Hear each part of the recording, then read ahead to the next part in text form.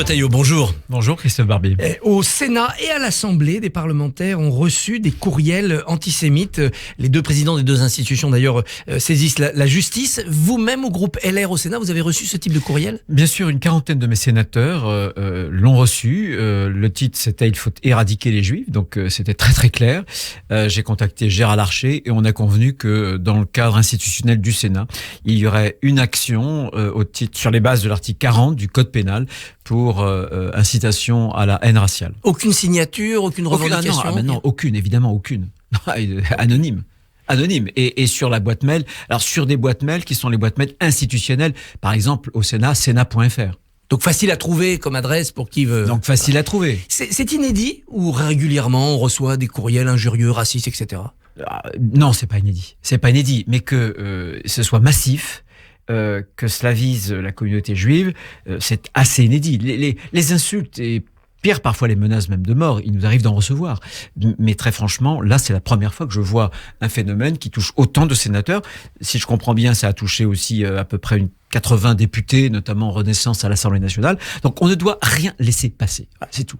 Alors l'actualité politique aujourd'hui sera à l'Assemblée nationale. Yael Braun-Pivet a-t-elle eu raison d'invoquer l'article 40 de la Constitution pour empêcher de voter la proposition de loi Lyotte voulant abroger la réforme des retraites ? Mais bien sûr, les choses sont très très claires. C'est l'article 40 de la Constitution française. Est-ce que la présidente de l'Assemblée nationale pouvait se soustraire à son devoir constitutionnel ? Évidemment non. Elle aurait pu le faire dès le début des discussions. Elle aurait pu le faire. Alors on peut, bien sûr que la procédure, on peut soit c'était au bureau lorsque le bureau a reçu le texte, soit elle le fait maintenant. Le bureau posait une difficulté parce que traditionnellement, que ce soit au Sénat ou à l'Assemblée nationale, on est un peu plus coulant sur les propositions de loi qu'on ne l'est sur les amendements. Mais clairement, dès lors qu'il y avait un amendement qui portait des milliards et des milliards, une vingtaine de milliards de charges publiques en plus, ça tombe sous le coup de l'article 40. C'est la Constitution de la Ve République. Ça peut déclencher des motions de censure et les filles va déjà en déposer une. Les LR à l'Assemblée pourraient tenter de signer des motions de censure ou non ? Non, bien sûr que non. En plus, cette motion de censure, alors certains de nos députés, 19 exactement, avaient au mois de mars voté une motion de censure. Moi, je l'ai regretté. Je pense que cet épisode nous a beaucoup abîmés parce qu'on a montré qu'à l'Assemblée nationale, pas au Sénat, il y avait une très forte division. Mais vous verrez, cette motion de censure, je ne pense pas que beaucoup de députés et LR s'y associent.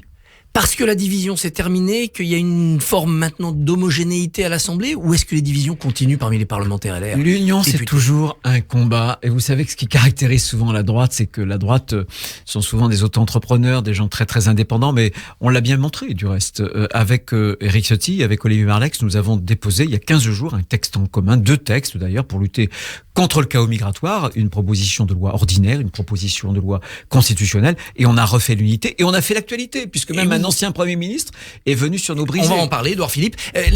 Vous avez pris la main sur ce sujet. Gérald Darmanin est prêt à la saisir. Il vous a fait des contre-propositions. Il veut discuter. On aboutira à un consensus entre LR et le gouvernement sur ce sujet ? C'est très loin d'être fait. C'est très très loin d'être fait. Vous savez, nous, très clairement, on avait voté au Sénat l'AME, vous savez, de l'aide médicale d'État, qui est totalement dérogatoire vis-à-vis de tous les pays d'Europe. Vis-à-vis de tous les pays d'Europe, on est le pays, en France, là-dessus, comme sur beaucoup d'autres sujets, où on présente le plus d'avantages. C'est pour ça que ça attire, selon vous, des immigrés. Bien sûr, incontestable. mais bien. Attendez, c'est pas moi qui le dis. C'est un rapport de l'Inspection générale des finances, un rapport de l'Inspection générale des affaires sociales, notamment sur deux filières, la greffe et notamment la dialyse. Qu'est-ce qui s'est passé hier ? Véronique Louwagie, députée LR, avait présenté une résolution, justement, qui tendait non pas à supprimer l'AME, mais à réduire le panier des soins uniquement aux soins d'urgence. L'AMU, voilà. L'AMU, l'aide médicale d'urgence, ce que font les autres pays européens. Eh bien, voilà, ce que j'observe, c'est que la majorité parlementaire à l'Assemblée nationale a refusé. Mais la réflexion est ouverte dans le cadre de cette loi. Certains disent il faut durcir les critères. Faisons attention à ne pas laisser dans la nature des immigrés clandestins malades. Parce que quand on les rattrape après, c'est plus grave. Non, mais moi, j'attends des actes.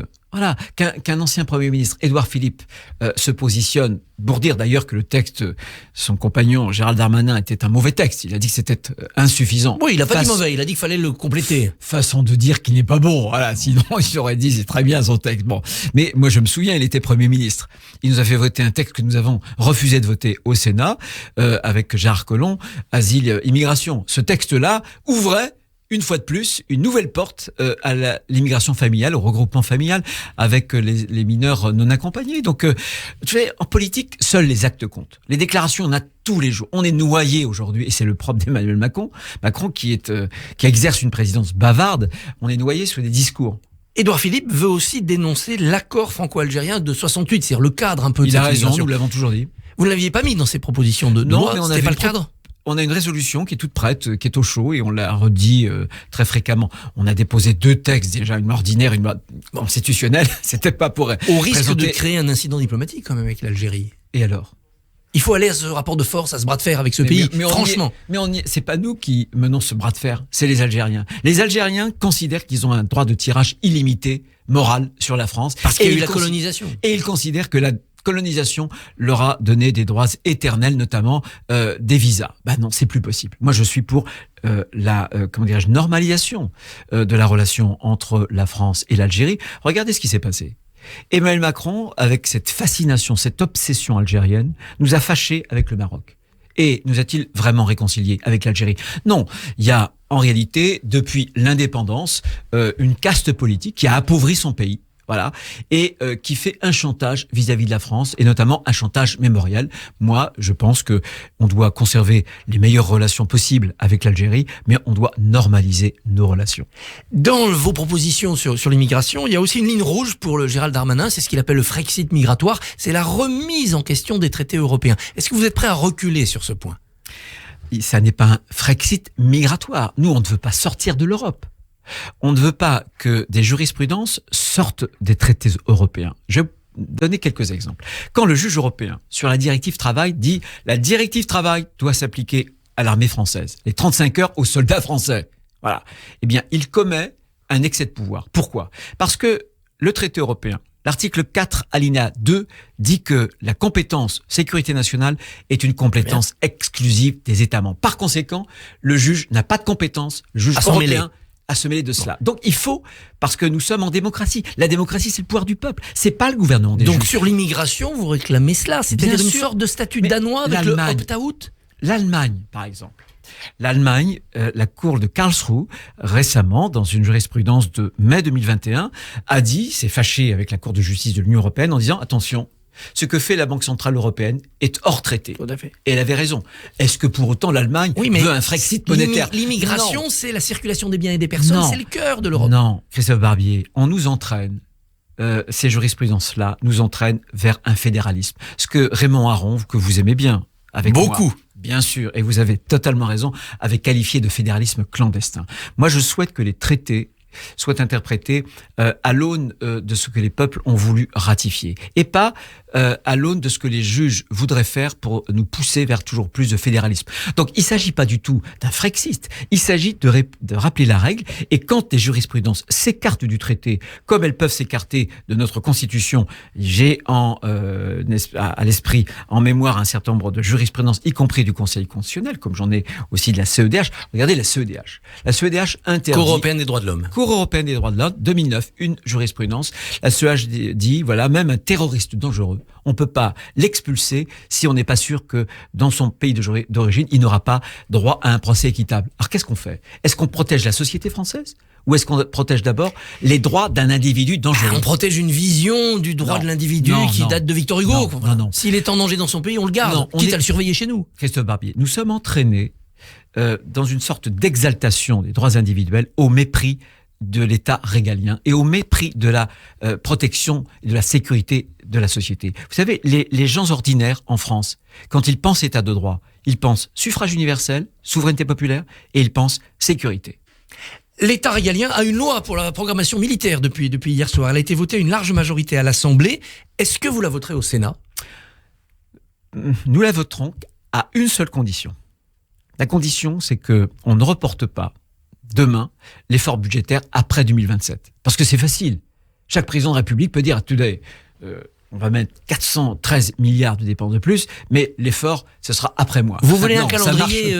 Ça ne marche pas. Vous voulez un calendrier serré. Très clairement, je vous le dis, je vous l'annonce à votre micro, je ne le dis nulle part ailleurs, ce que nous proposerons, ce sont des marches qui seront régulières, 3,5 milliards en 2024, et puis ensuite 3,6 milliards chaque année. C'est acceptable pour le gouvernement? C'est acceptable, il devra l'accepter. Puisque sinon, il n'y aura pas d'accord du Sénat. Et il n'y aura pas d'accord en commission mixte paritaire. C'est le ministre de la Défense, Le Cornu, qui bloque ou c'est la Première ministre ? Je pense que le blocage est plus du côté de Matignon que du côté de l'hôtel Brienne. 54% des Français, selon ELAB, veulent que la droite et le gouvernement s'entendent texte par texte. Voilà. 16% seulement veulent un accord global de gouvernement, une sorte de cohabitation. Sauf que quand on regarde les électeurs LR, ce souhait il monte à 39%. 39% des sondés LR disent « Allez-y, travaillez avec Macron, faites un accord ». Comment vous percevez ce désir ? Je pense qu'il faut respecter ces électeurs. Je pense que cette idée de l'accord que certains poussent est une idée extrêmement compliquée à réaliser, notamment avec Emmanuel Macron. Parce que si on devait demain passer cet accord, j'y suis défavorable, je le dis tout de suite. Avec quel Emmanuel Macron le passerait-on ? Est-ce que c'est avec le Emmanuel Macron qui a donné raison dans ma région, j'étais président de région, aux zadistes de Notre-Dame-des-Landes ou à celui qui combat les mêmes zadistes à Sainte-Soline? Est-ce que c'est le Emmanuel Macron qui avait nommé M. Blanquer à la tête de l'éducation nationale ou M. Pape Ndiaye, qui est une forme de wokiste mondain? Justement, Pape Ndiaye, il bouge, il veut se mobiliser contre la baya dont la présence monte dans les établissements scolaires. Bon point. Les islamistes vont avoir peur. Bon point. C'est pas suffisant ? Non, c'est pas suffisant. Il y a pas de volonté. Il y a pas de volonté. On a l'arsenal juridique avec notamment la loi de 2004, avec la jurisprudence du Conseil d'État de 2007. Ce qui compte, c'est l'intention et le signe ostensible. La loi 2004 n'a pas qualifié un voile en particulier, une tenue. Ce que la loi 2004 apporte, c'est l'ostentation religieuse, c'est-à-dire la volonté de manifester une appartenance idéologique, notamment à un islam radical que moi, je combats fortement. Bruno Retailleau, merci et bonne journée. Merci. Merci messieurs. Bruno Retailleau, on retiendra quand les Français pensent état de droit, ils pensent suffrage universel et sécurité. Merci. Ah bah oui. On vous retrouve Christophe Barbier demain avec Olivier Klein, ministre délégué chargé de la ville et du logement. À demain. À demain. Radio J. Retrouvez le Barbier du matin